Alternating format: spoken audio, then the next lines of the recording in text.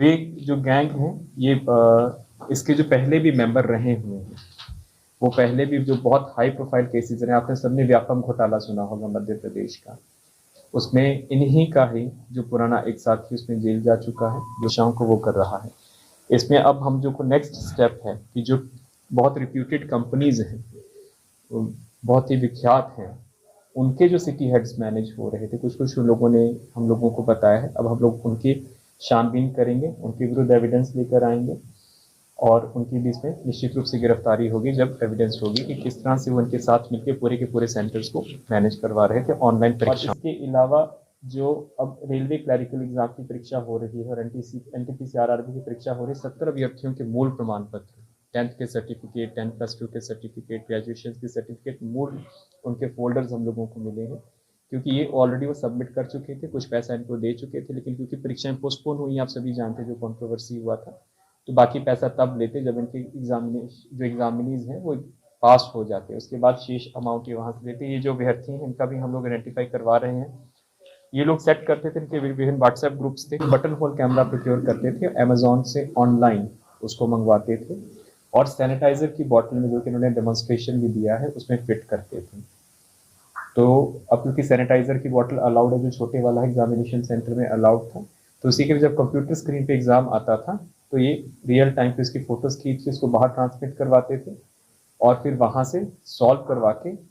ये अंदर भिजवाते थे और जितने भी कैंडिडेट्स, जो इनके अपने कैंडिडेट्स होते हैं, उनके पास ये आंसर्स भिजवा देते थे। लेकिन ये तो एक ट्रेडिशनल तरीका रहा है, लेकिन सबसे ज़्यादा जो उन्होंने महत्वपूर्ण चीज़ बताई है कि जो ऑनलाइन एग्जामिनेशन सेंटर, जिसमें जो अश्विनी सौरभ है, इनफैक्ट वो इसमें इतना ज़्यादा वो हो चुका है, माहिर हो चुका है कि इसने अपना ऑनलाइन एग्जामिनेशन सेंटर मुजफ्फरपुर में खोला हुआ है। तकरीबन 70 लाख की इन्वेस्टमेंट उसने की है नव टेक्नोलॉजीज के नाम से, जो कि रामदयालु चौक पर है।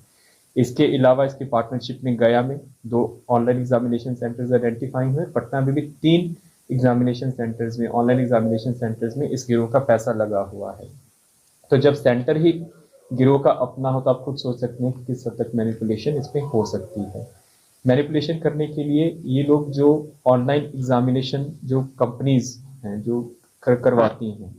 उन्हीं के जो सिटी हेड्स होते हैं, उनको सिटी हेड बोलते हैं, प्रत्येक जिला का एक सिटी हेड होता है जो कि उन ऑनलाइन एग्जामिनेशन सेंटर्स को सर्टिफाई करता है, वेरीफाई करता है कि इसमें किसी प्रकार की मैनिपुलेशन नहीं है। तो वो उन्हीं को ही ये लोग मैनेज कर लेते थे, उन्हीं को पैसा देके तो वो इनके एग्जामिनेशन सेंटर्स को मैनिपुलेशन होते हुए भी उसको वेरीफाई कर देते थे कि इसमें किसी प्रकार की धांधली नहीं है। इनके सारे सिस्टम्स जो हैं, कंप्यूटर सिस्टम्स हैं, डेस्कटॉप्स हैं, लैपटॉप्स हैं, उसमें किसी प्रकार की छेड़छाड़ नहीं है। लेकिन होता क्या था कि उन डेस्कटॉप्स में और लैपटॉप्स में स्पेशल सॉफ्टवेयर होते हैं, वर्चुअल बॉक्स सॉफ्टवेयर है, DW सर्विस है, ये सब आपके डार्क नेट पे अवेलेबल है, उसको ये लोग उसमें इंस्टॉल करते थे और वहां से लाइव फीड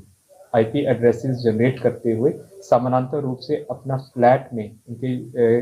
ये जो लैपटॉप्स और डेस्कटॉप रिकवर हुए हैं उस पर live transmit, real time transmit हो जाता था। वहीं से ये लोग सॉल्व करते थे, कैंडिडेट सिर्फ बैठा रहता था और यहीं से वो आंसर शीट्स अपनी सबमिट करवा देते थे। तो इसमें इन्होंने पूरा अपना जो अपराध शैली है वो इन्होंने बताया है। इसमें जो सिटी हेड्स कुछ कुछ इन्होंने नाम बताए हैं, उसमें कुछ रिप्यूटेड कंपनीज के भी हैं कि जो कि इनके साथ काम किए, उनके ऊपर भी अब हम लोग काम करेंगे आगे का। इनके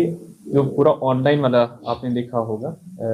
जो हम लोगों ने एक और चीज़ इन्होंने बताई, जो ऑनलाइन सेंटर्स होते हैं उसमें कि बाहर से कोई मैनिपुलेशन और जैमर्स लगते हैं, लेकिन इन्होंने उसका भी तोड़ निकाला हुआ था। Special jammer free hard disk ये आती है जो कि दिल्ली से प्रोक्योर करते थे, फरीदाबाद से प्रोक्योर करते थे, और जब जो सिटी हेड्स होते हैं एग्जामिनेशन सेंटर्स के, उनके साथ सांठ-गांठ करते हुए वो हार्ड डिस्क को इंसर्ट करवा देते थे सीपीयूज में और सेंटर के सर्वर्स में, जिससे कि इनको आईपी एड्रेसेस जनरेट हो जाते थे और जो ऑनलाइन एग्जाम आ रहा है वो डायरेक्टली इनके लैपटॉप्स और सिस्टम्स पे शो होना शुरू हो जाता था। बरामदगी में कुल 19 ऐसी हार्ड डिस्क हम लोगों को मिली है, 7 लैपटॉप जो कि अपने फ्लैट में रखते थे।